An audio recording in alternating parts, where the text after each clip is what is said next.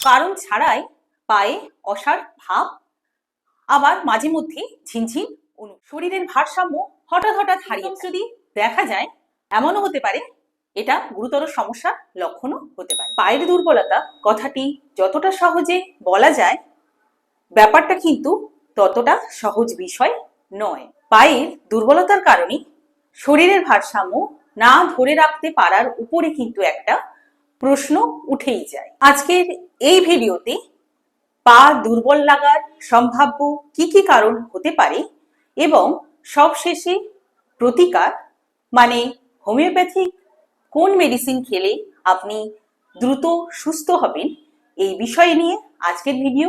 তাই এই ভিডিওটি পুরো দেখবার জন্য আপনাদের কাছে অনুরোধ রইল।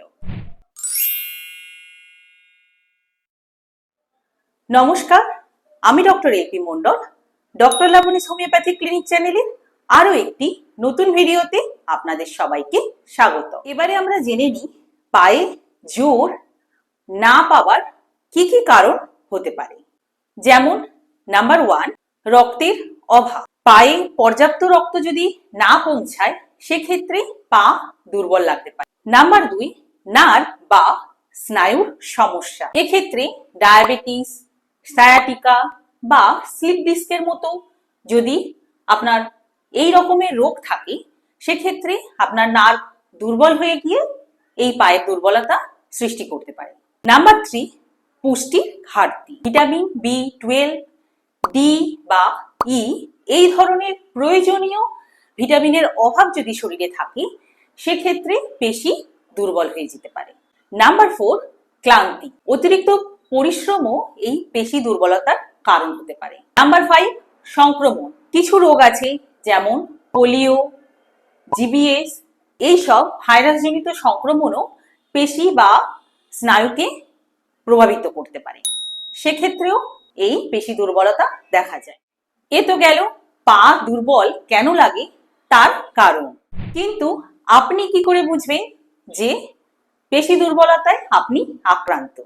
কোনো কারণ ছাড়াই পায়ে অসাড় ভাব, আবার মাঝে মধ্যে ঝিনঝিন অনুভূতি, শরীরের ভারসাম্য হঠাৎ হঠাৎ হারিয়ে ফেলা, তার সঙ্গে পেশিতে ব্যথা, হাঁটতে চলতে অসুবিধে হওয়া, এমন সিমটমস যদি দেখা যায়, দ্রুত ডক্টরের সাথে পরামর্শ করুন। এমনও হতে পারে এটা গুরুতর সমস্যার লক্ষণও হতে পারে।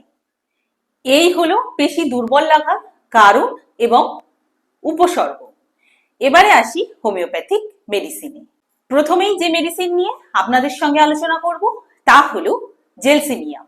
একটু বয়স্ক ব্যক্তিরা দেখবেন সামান্য কাজকর্ম করলেই দেখবেন যে অভিযোগটি সব থেকে বেশি করবে তা হলো আমার পা দুটিতে ভীষণ উইক ফিল হচ্ছে আর মনে হচ্ছে পা দুটি যেন খুব ভারী হয়ে গেছে।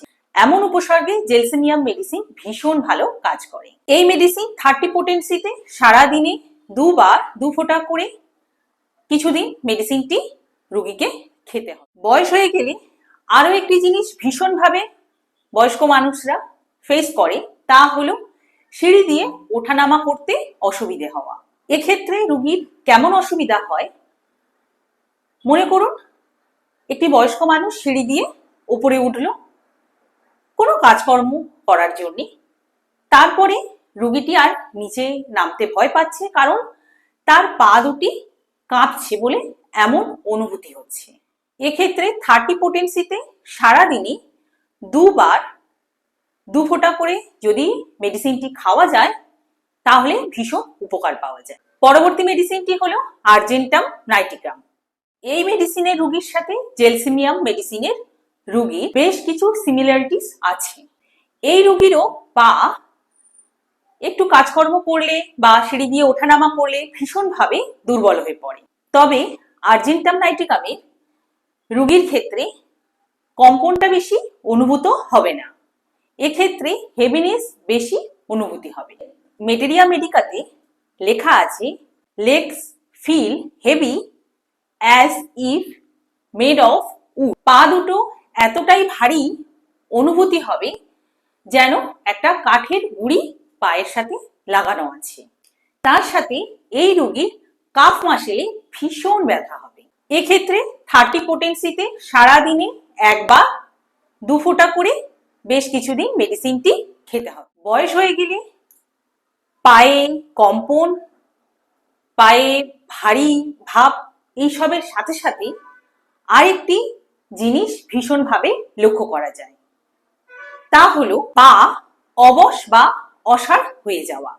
পরবর্তী মেডিসিনটি হলো পিক্রিক অ্যাসিড। পিক্রিক অ্যাসিড পা দুর্বলতার জন্য ভীষণই উপকারী একটা মেডিসিন।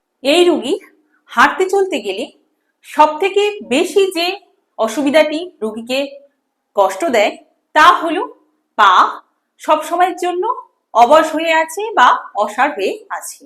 এক্ষেত্রে রোগী এসে বলবে যে ডাক্তারবাবু, অনেকক্ষণ বসে থাকলে পা যেমন ঝিনঝিন করে অবশ হয়ে যায়, ঠিক তেমনই অনুভূতি আমি হাঁটতে গেলে অনুভব করি। এমন কন্ডিশনে পিক্রিক অ্যাসিড ভীষণ ভালো কাজ করে। এক্ষেত্রে মেডিসিনটি 30 পোটেন্সিতে সারাদিনে একবার 2 ফোঁটা করে কিছুদিন খেলে রোগী সুস্থ বোধ করবে। আজ আমি আপনাদের সঙ্গে পা দুর্বল লাগার টপ 3 হোমিওপ্যাথিক মেডিসিন আলোচনা করলাম। এছাড়াও আরো অনেক মেডিসিন আছে যেগুলো রোগীর লক্ষণ অনুযায়ী শুধুমাত্র দেওয়া সম্ভব। আজকের ভিডিওটি এই পর্যন্ত। ভিডিওটি কেমন লাগলো অবশ্যই কমেন্টের মাধ্যমে আমাকে জানাবেন। আর যদি ভালো লেগে থাকে বা আপনার উপকারে আসে তাহলে একটা লাইক, শেয়ার এবং আমার চ্যানেলকে সাবস্ক্রাইব করে আমার পাশে থাকবেন। ধন্যবাদ।